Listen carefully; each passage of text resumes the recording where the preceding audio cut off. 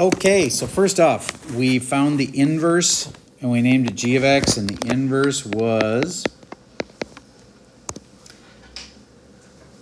x minus 3 all over 5.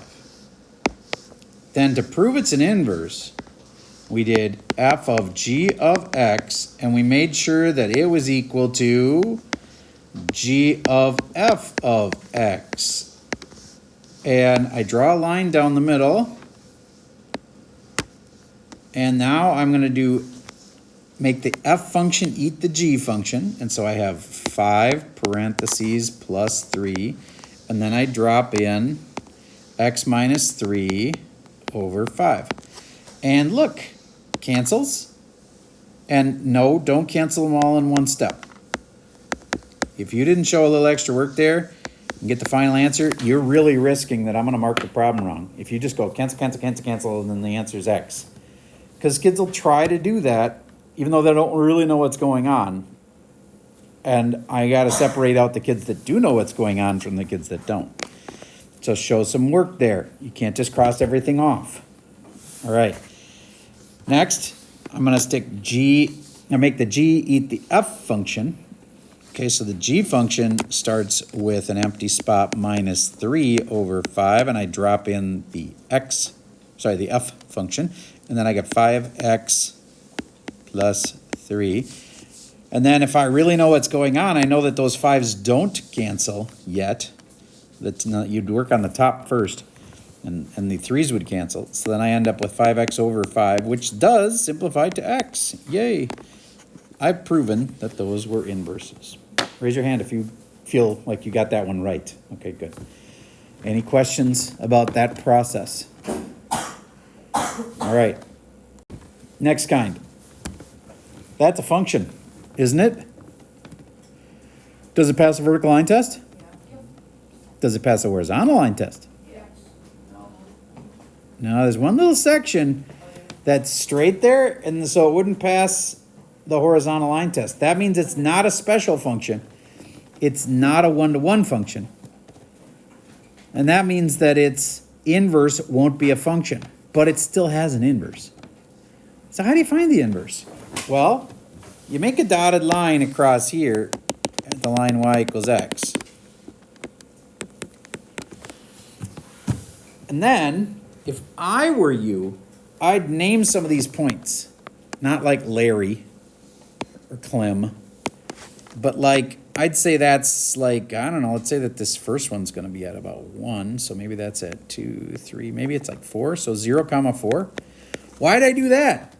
Because now I can easily make a point that's on the other function. If I make up some names of some points. So maybe this point right here is at -3, 1. You make up any points you want? Yeah, but you got to be smart about it, because I can't just make up anything. Got to make them proportionally to each other. So if that had been 3 away, then this is more like maybe -9, 1. And now I've got 3 points that all seem like proportional to each other, kind of relatively. And now those 3 points help me a lot in sketching the inverse. Everybody, sketch the inverse.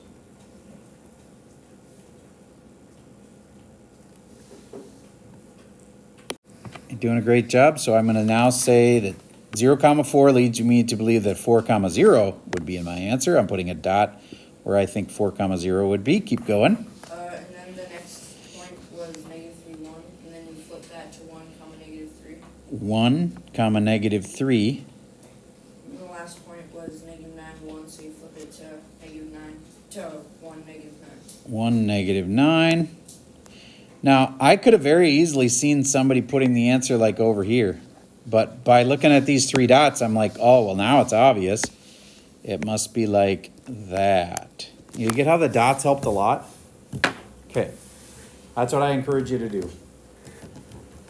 Take your points. If I have 6, 7, then it's going to turn into 7, 6. And then that's the easiest way. Because otherwise, your mind just gets all confused. Like, we'll go over the line, and I don't know where that is. And the x and y axis get confusing. So, okay, good enough on that. Here is a much tougher one. You got 2 functions, f of x and g of x. G of x has a given domain, so don't let that confuse you when I ask you what's the domain.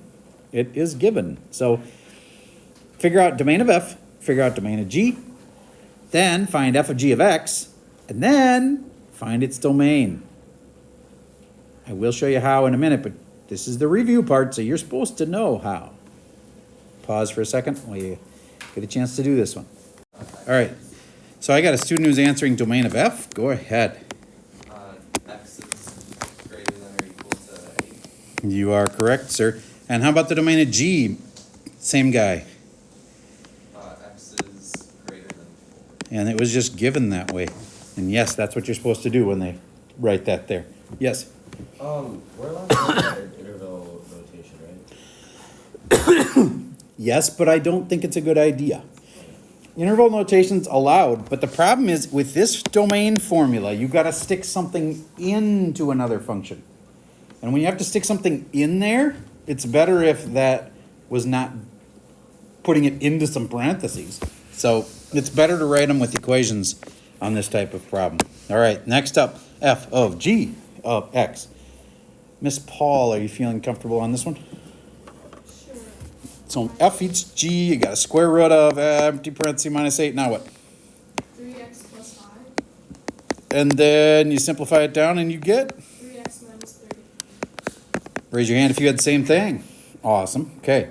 That was pretty clean. Now, can I just look at this to find the domain? No, it's not that simple. I have to go to that formula. Tyler, I think you have this formula down. Don't tell me the answer. What's the general formula that works with the words like inside and outside? There is the inside domain. Okay. Intersected with the inside function. Good. That's being eaten sort of by the Putting- outside domain. Putting it into the domain of the outside. I agree, that was perfect. So what was the domain of the inside, Tyler? The domain of the inside was x is greater than 4. Intersected with, now I'm going to move on to somebody else. Let's go with Max. The inside function in the domain of the outside. Oh, I'm pretty sure I did this wrong. Oh, okay. All right, I'll move on to a different kid. That's fine. Aman, can you do it? Oh, yeah, which one do you want me to do? The inside function in the domain of the outside. 3x plus 5, That's the inside function, 3x plus 5. and then in, Yup. x is greater than or equal to 8. All right, so can I just kind of like slide this over and say that's greater than or equal to 8? Yes, I can. All right. Would you accept the before one of that, like where you just say in? Yeah, I'm fine with that, but you do have to solve it though eventually, right? Oh, yeah. And so then I would want to see this part 2, 3x greater than or equal to 3x greater than or equal to 1. Raise your hand if you had x is greater than or equal to 1. Okay, good. Now I got to put it all together.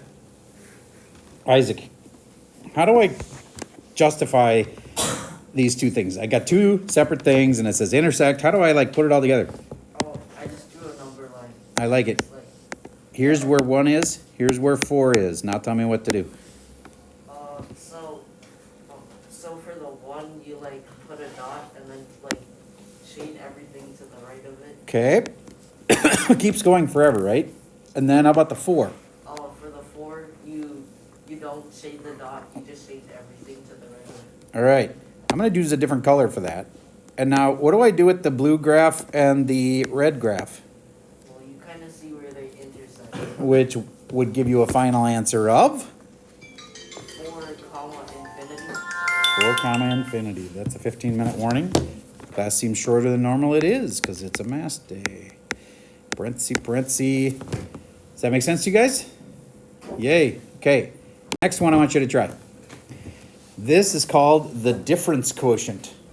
F of x plus h minus f of x all over h. And here's the function I want you to put in.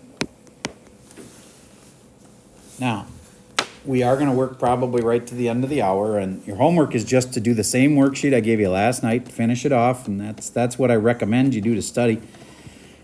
But really, really, is that a way to recommend for you to study? Here's how to study for tonight.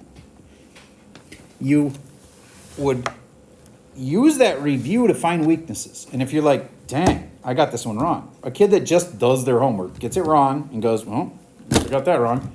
A kid who studies takes the one that got wrong on the review sheet and then goes and finds other problems like that, like looks in the homework and finds another problem like that and tries another one like that.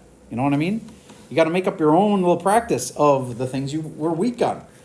You don't want to just go, well, I got 2 wrong, that's not bad. You want to like look up those 2 because you're going to make other dumb mistakes on the test day. You can't go into the test not knowing something. You're going to want to look up anything you got wrong in the review and try to find others like it and practice those. That's studying. All right, I'll pause for a second while you try to find the difference quotient. The answer will be something like 6h minus x or something like that. You'll have x's and h's in it. All right, let's see how you did. So, first off, you write your function with an empty spot where the x was. And what do you put in there? X plus h. Then there's a little bit complicated algebra. I'm going to do the 1, 2, skip a few thing and just get right to this part would be x squared plus 2hx plus h squared, but then they all got to get times by 2. So it's 2 and then 4 and then 2. Now I'm going to subtract 5x and then I'm going to subtract 5h. Notice this is just getting distributed out. And a lot of people make a mistake right there. If you didn't have a minus 5h, things aren't going to cancel out for you later. Okay, now I'm going to subtract f of x. I'm changing colors just to make it really obvious that this is the new part here where I'm subtracting f of x. And the f of x is 2x squared minus 5x. That gets distributed. And this is kind of an interesting way to think this through. What's left is only the things with h's. Only the things with h's are left. Okay, so this negative 2x squared cancels the positive 2x squared. And this negative 5x cancels this positive 5x. It might not look positive, but it is because of this negative in the front. Okay, so the things with h's are what's left. I'm going to put it 2h squared first plus 4hx next, and then minus 5h. Why are the things with h's left? Because I know that the h on the bottom is going to cancel them all. Not all of them, but, and then I'll have 2h plus 4x minus 5. Can anybody verify they got the same thing as I did? All right, a lot of hands. That's awesome. Okay, so one last thing for you to try. Here's 2 functions. Find whatever that is. I don't want to say it because I want you to, hopefully you know the notation.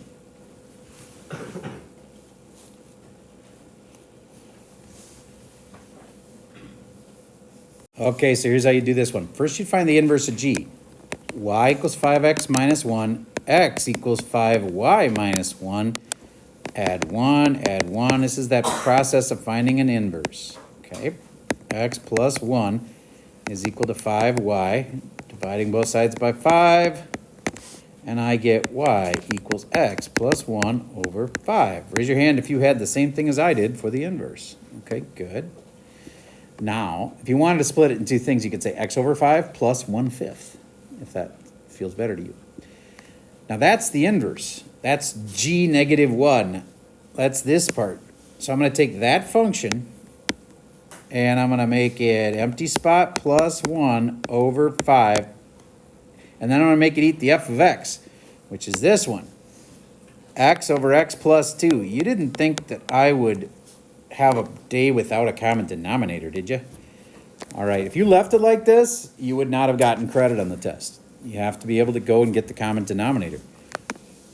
Arshawn, do you know how to do a common denominator? Yeah. So you'd multiply this by what?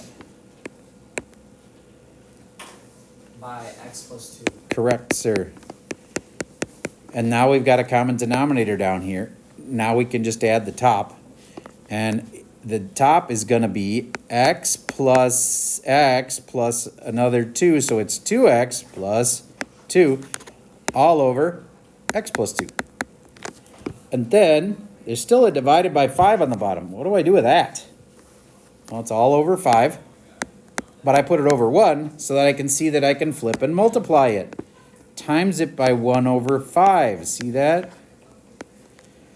And then that makes 2x plus 2 over 5 times x plus 2. I'm totally fine if you multiplied that out. But, you know, I have that saying, if you can factor it, you should. So maybe I should just factor this just in case. 2 comes out, I got x plus 1. Ooh, that was close. Because if it would have come out to x plus 2, then that would have canceled, right? I'd leave it that way. If you left it multiplied out, I'm okay with that. Raise your hand if you had that one right. Now, those guys are algebra ninjas.